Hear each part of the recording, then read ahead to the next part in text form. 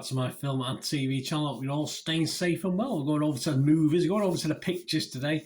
Yes, a semi-autobiographical film, to get my words right. Yes, we're going to have a look at something to do with Mr. Steven Spielberg. Yes, so it should be good, shouldn't it? We're going to have a look at the Fabelmans. Please, if you are new to the channel, push that subscribe button, push the bell notifications.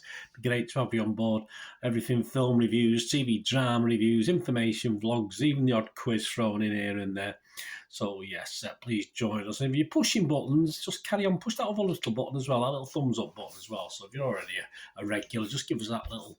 I'm trying to get between 10 and 15 likes for these film and TV vlogs. So would be very much appreciated by me. Yes, simple as. Only me, only little old me. Right, the Fabelmans, yes, 151 minutes.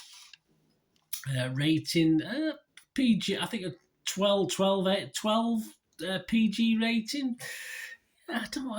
There's nothing really in this to warrant. I mean, I wouldn't say it's going to be a U, but obviously it doesn't need anything really strong on this one. And it's a coming-of-age drama directed, of course, by Steven Spielberg, who co-wrote and co-produced it with Tony Kushner.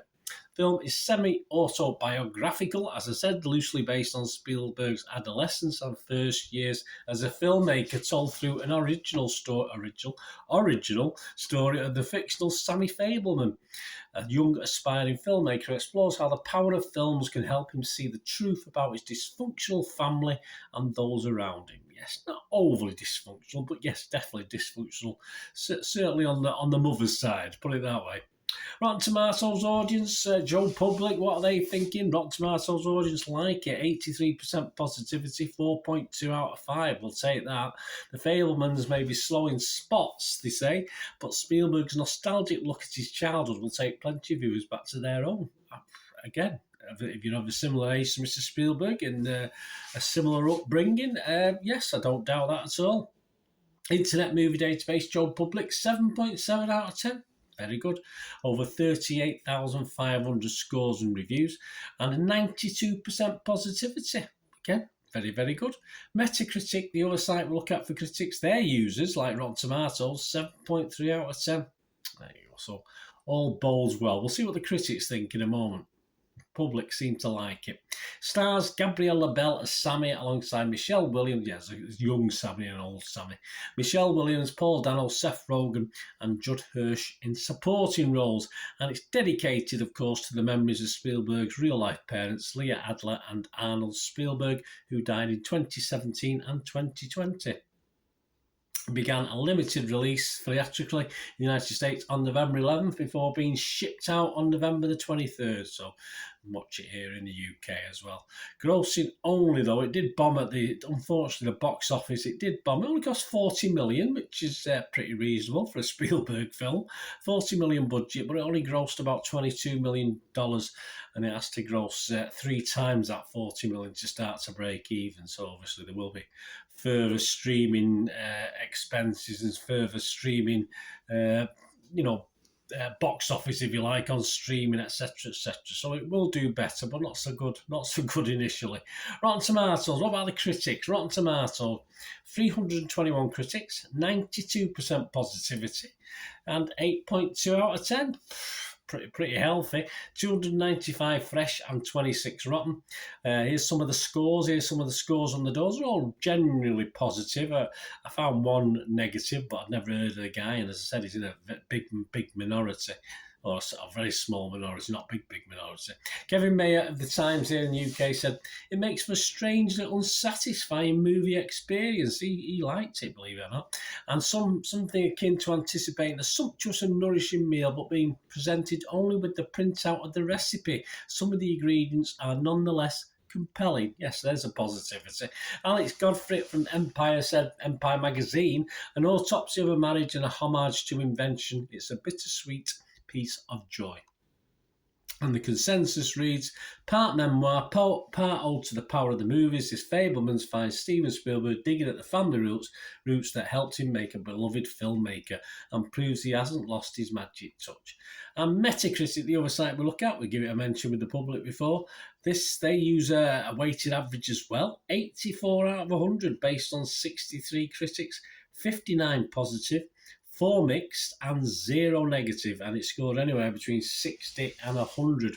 The Guardian, Benjamin Lee from The Guardian, gave it 60. He said, there remains a remove though still, Spielberg giving us a slightly too stage-managed version of himself and his family. Some gristle missing from the darkest moments. Yes, it's all sugar and candy, this. It's all sweetness and light.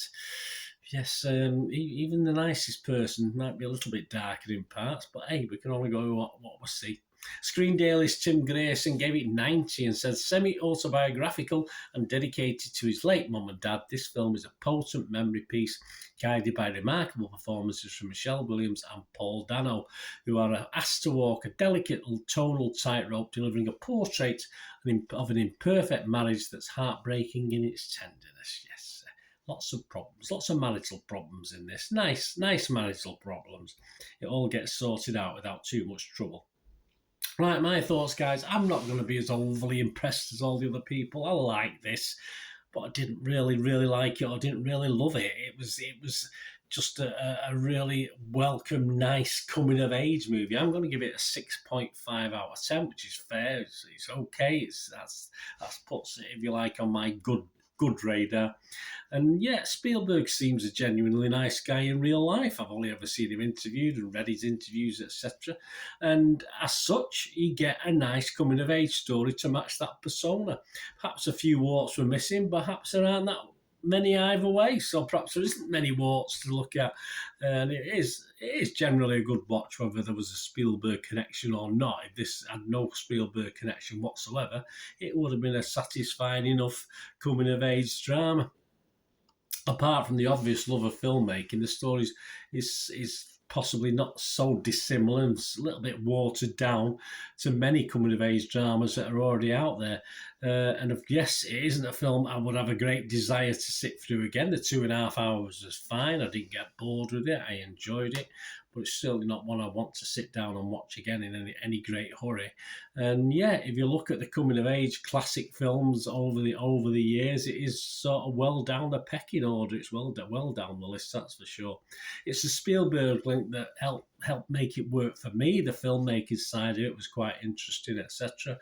Otherwise, apart from that, it feels okay, just a little ordinary, perhaps okay, nothing special, but I say the Spielberg link perhaps lifts it a little bit for me as well. So I'm not going to go over the top, but it was a nice addition, and yes, having looked forward to it, I'm not going to say I'm disappointed. I thought I did enjoy it, but it just wasn't anything spectacular for me.